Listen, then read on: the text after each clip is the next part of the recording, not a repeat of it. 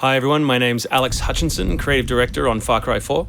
I'm Mark Thompson, I'm the Narrative Director on Far Cry 4. Nice to meet you. Nice to meet you as well, and welcome to Karat, our new fictional location. So in Far Cry 4, you step into the shoes of AJ Gale, who is returning to the country of his birth, initially just to scatter his mother's ashes before he gets caught up in what's essentially a civil war. Karat is a fictional place based somewhere in the Himalayas, inspired by places like Nepal and Bhutan, and a bunch of countries from that part of the world. So looking out there, one of the core things of any open world game, that sort of excitement and mystique and hope of an open world is, what is all that smoke coming from?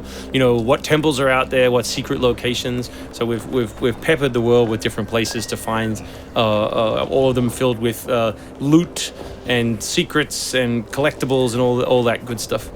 And of course, the open world of Far Cry is densely populated with a variety of different animals. Beasts. And also that's some kind of yak. I don't even know what that animal was. Yak, I believe. Is it yak? With next-gen fur. Next-gen fur, that's true. Individually modeled hairs. So you see here with the eagle, you won't see it in this demo, but you can be attacked from above for the first time in a Far Cry game. So we've tried really to play with verticality, to have threats above and below you. And obviously you can still get involved in the ecosystem of the animals and hunt. And you can throw bait now. Yes, to attract animals. And stuff like the eagle stealing the morale of the goat. Like, it isn't scripted, that's just what happens at the intersection of those two different AI systems talking to each other. The goal being that every player tells themselves a different story, that they get different surprises, that they have a different story to tell their buddies when they come to work the next day or go back to school or whatever. So there are a bunch of new tools in Far Cry 4, one of which you'll see here is the Grapple. We wanted to make something that allowed you to clamber over those annoying cliffs you sometimes came across in Far Cry 3, and something that would also lean into the much more vertical, much more mountainous regions we were building in this game. And that was a pretty simple example, but the level designers get pretty crafty with the setups. We have these areas we're calling adventure zones in the new game, which will take you to places like temples, which you can see from afar, and force you to use the grapple in sort of really interesting and different ways.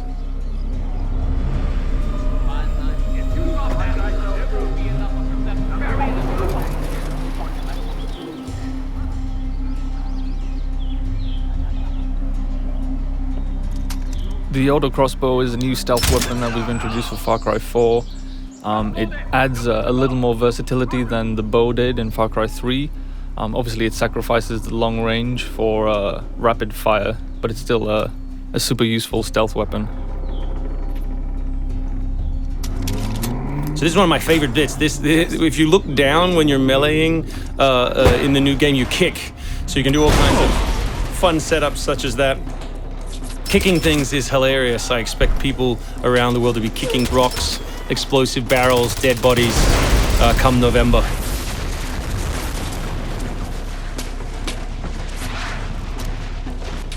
Our goal really was just to provide as many tools as possible, whether vehicles or animals or weapons or goofy stuff, and let people fit them together any way they want. Yeah, and we've snuck a few features in that fans of Far Cry 3 I think are going to be surprised by.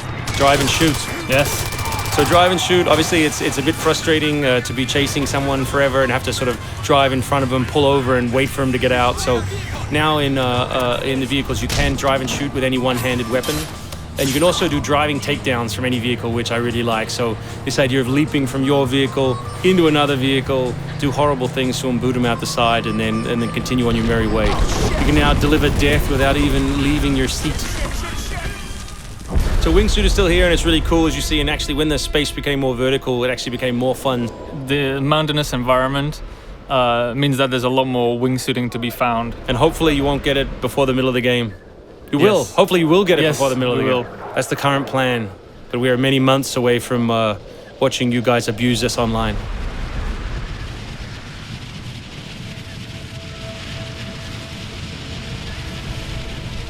So here you'll get a look at elephants. Elephants are awesome. Probably my favorite animal in the game, weaponized in many different ways. You can drive them into a rage, watch them smash the other characters in the world, or you can clamber on top of one and drive it through the gate yourself. My favorite animal is the human animal. It's very Far Cry 2 of you, Mark. It's the shark of darkness.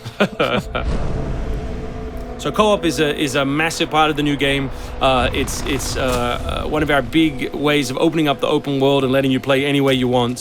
So basically, when you ask your buddy to join, all the solo missions turn off, and you're left with all of the open world toy, the outposts, the fortresses, the towers, all the quests to play any way you want. And all that progress will be saved within your game. So you don't have to go into another mode, you don't have to leave your game, and you don't feel like you're wasting your time. All right, let's do this. What do you think of the Buzzer, Mark, which is a small one-man helicopter? It's very red. No, but it's cool because it gives like this almost like developer perspective on the world. Like you normally, in Far Cry 3, you could never really see an outpost, or you couldn't engage with an outpost from this kind of vantage point, which is really cool. So the outposts from Far Cry 3 were like the template for the fortresses. They're kind of like bigger, better, more badass version of the outpost to More badass. to paraphrase Cliffy B. Badassitude. So imagine charging that vehicle, atop the elephant as opposed to just watching it happen. We spent a lot of money on that feature. A lot of money. Perhaps we could have put that in a video. Very expensive. So thanks everyone for watching. We really appreciate your time and we look forward to showing you a whole lot more gameplay in the coming months.